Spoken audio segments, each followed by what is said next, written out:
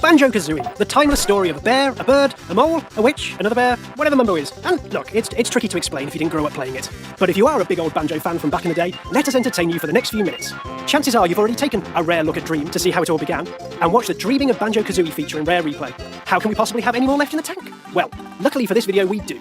So join us as we ambush the team members one more time for some what-ifs and did-you-knows that may have passed by even the biggest and boldest of Banjo fans. A lot of little facts here, herded together to form one big one. A mini making of the much-loved Banjo-Kazooie intro sequence. One thing on Banjo is the kind of musical references, like the names of the characters. I think Banjo was named independently. It kind of just grew from there, that Banjo, and then we added Kazooie, and Tooty was originally called Piccolo. She had like a little piccolo she played. And that kind of all stemmed back from when we're developing Dream. When we're thinking about the music, we wanted it to be kind of really themed. That was Dave Wise's game then, and it was on the Super NES at the time, and I was doing GoldenEye. So I sat there one night writing music. Two blokes walked in. It was Tim and Greg. Tim and Greg were hugely obsessed with music. They liked it a lot, an awful lot. Like, they really took an awful lot of, pride in it. Tim was a real stickler about writing a tune that you could sort of listen to for hours and then not get sick of it. And Greg was the same. We kind of taken inspiration from films like Star Wars, when Darth Vader has his own piece of music, and we wanted to put that into games, and we hadn't really seen it up to that point, so we kind of took that a bit further, and we even had the characters singing at one point. Black Eye, the main pirate bad guy, was going to sing his own intro about kind of how fearsome a pirate he was, and how all his crew loved to sail with him, even though they didn't, because they all hated him. The technology back then, because you had so few resources, you had to try and write a decent tune and a decent set of chords that would hopefully people would like. Well, a lot of the guys I know from back then, I think, write great tunes because they had to, because you couldn't bluff it. But I remember Tim was right, yes, Greg, I'd like to go work an out game at Dream. So I said, yeah, that'd be fine, I just got to finish GoldenEye. No, you're done with GoldenEye now. You go to our game tomorrow. Right, let's go over there. So I went to that, to Red Box, it was a Dream. So I had to go with Dave at the start of that. So David got some tunes going, I got some tunes going, we kind of got going on. And halfway through that, Chris Tamper had his game, I think it was RC Pro Am Racing, something like that, an older game of theirs and that kind of thing, and that turned into Digital Racing.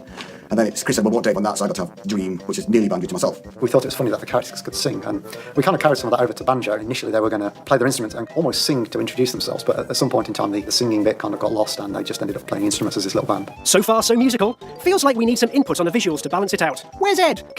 There he is. The original intro for Banjo was all mocap because we'd done that for Dream, so we spent a lot of time with one of the designers, George, up in his mocap suit, recording him pretending to play all the instruments like the banjo and the piccolo and stuff. But in the end, we decided actually hand animating it was going to be a better way of going ahead with it. But we did in fact keep Banjo in one of his animations in the intro does actually have the mocap hips. I think when Banjo's playing his banjo, you can see his little hip shimmy that we obviously thought was nice, so we left it in.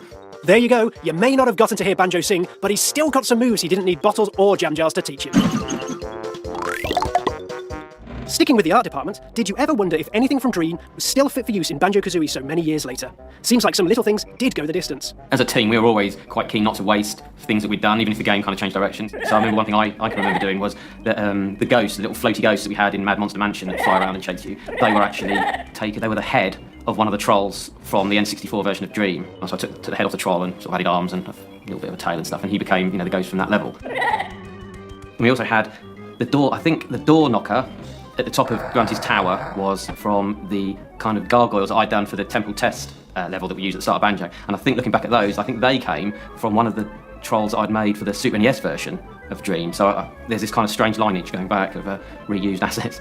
In a similar vein, Mumbo, he wasn't a troll, but I think he started off live as one of the Jinjos, and I took the Jinjo body and stuck a skull on him and some feathers, and the legend was born.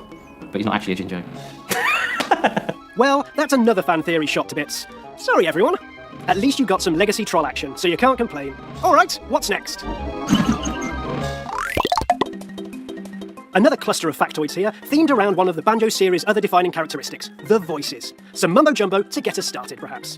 Me and Greg had this funny thing about, Leicester lads are going, come on, have a go, everything you're hard enough. That was like the Yobo chant for the football matches, so we thought it'd be funny to stick it in the game. And I thought, that can be Mumbo's talking voice. So originally the chant appeared in the Mayhem Temple music, which was supposed to be the first game that ended up in the second game. And so I had the samples, I cut them up and said, play random with random pitch when Mumbo talks. So that's his talking voice, it's just me doing with those syllables cut up, at least randomly. There are a lot of weird noises and pseudo-phrases that some of the characters in Banjo-Kazooie say. They were often based on things that were going on within the team, where other people would pick up on them and find some comedy. Mumbo would shout Umanaka. Umanaka, I've been through that an awful lot, I don't think I need to go into that anymore. A member of the team was having worries about a potential medical problem that they might have, and when they would turn up late in the morning from a doctor's appointment, they'd walk up the corridor and shout Umanakas. Umanaka was like Almanakas, so I had a slight problem at the time, which I thought was amazing. That's good. You are always endearingly open about these things, Grant. Now, what other audio insights have you got for us? Tanker's voice is just the banjo samples pitched way down, so it's good whoa, like that, that's his samples like that. There's the gravestone in the Mad Monster Mansion, it goes, that's me going, thank you, and Nintendo was obsessed that I was saying, you. Banjo. I have to change it up to that. No, it still sounds like your stuff. Do you really think I'm going to say that? In a kid's game, you know? And they wouldn't believe me. I had to record it about 50 times. Not the first time we've been suspected of smuggling in rudeness. It's a complete mystery how we ended up with this reputation. Now, let's have a few words from a slightly more youthful 2015 vintage Greg. We've heard whispers of a grunty boss battle aftermath that never quite came about. In the first Banjo, we had this mode at the end where Gruntilda died, and then this kind of spell goes up in the air, and it comes back down again, it smacks into the ground. But originally, that spell struck Banjo and turned him into a frog. It was like Gruntilda's final say, and then the idea was that the player would control Tooty, Banjo's sister, that you just rescued, and she'd go round all the levels again, collecting these, I can't remember what they were, coins of some kind, I think they were, to actually reverse the frog spell on Banjo. So it was a way of kind of having a game mode within a mode at the end. And Bottle's Revenge was just another version of that. Short and sweet, and one step closer to justice for Tooty. See, we did care, even if we just stuck her face in a milk carton for Banjo-Tooie. We've already touched on in-jokes with the Umanaka incident mentioned earlier, but with Rare's camaraderie and top team banter, there are so many more to choose from. There were a lot of in-jokes on the Banjo team, people having fun at each other's expense. I think the humour just reflected the character and the tone of the people that were making it. It might be that one of our very talented artists on the team inspired the Jinjos. I always thought that was a myth, but obviously it's true. The Jinjo character was inspired by Grant that he used to call Ed, Ginge. Well, he is quite ginger. He'll kill me for saying that. And then we just took that name and just got, oh, Jinjo. It's like, it was just a really good fit, because I think the first Jinjo we'd drawn was this little orange character. Allegedly, the Jinjos were based on me, and I made them all. They were in the original design documents for Kazoo, so that was a kind of 2.5D banjo. You know, I've always been very proud of the Jinjos, and it was them who actually defeated Grunty at the end of the game, so I had the last laugh. I think it's a very British trait that we're not afraid to kind of poke fun at ourselves. And even Banjo's fish, called Royston, it was the middle name of one of the artists that worked on the game, and we couldn't believe he'd been given this as a middle name, so I thought, oh, we're going to have to put that in the game. And had the team moved past this kind of behaviour by the time they were making Banjo-Tooie? No, they had not. The anglerfish boss in Banjo-Tooie was called Lord Woo-Fak-Fak, which is quite an unusual name, but there is a good reason for that name. So I used to share a room with Paul Macchek, also known as Mackie. He would take to beating himself up about whatever coding problem he was facing that day, and he would swear quite a lot. You're going to segue into what Malpass said, aren't you? About me being sweary. I don't swear. When he would finally crack whatever problem he was faced with, he would suddenly just go, woo! And so the name of that anglerfish, Lord Woo-Fak-Fak, is a direct reference to Mackie. God bless him. What a bunch of twinkly-eyed rascals. We're just about done here, so hopefully you enjoyed the pleasure of their company, and you're still finding out new things about Banjo-Kazooie almost 2 decades after it came out. Take a look at our other Banjo and Dream-related videos too, and 5 things about other rare classics. We'll catch you next time for more behind-the-scenes developer sass.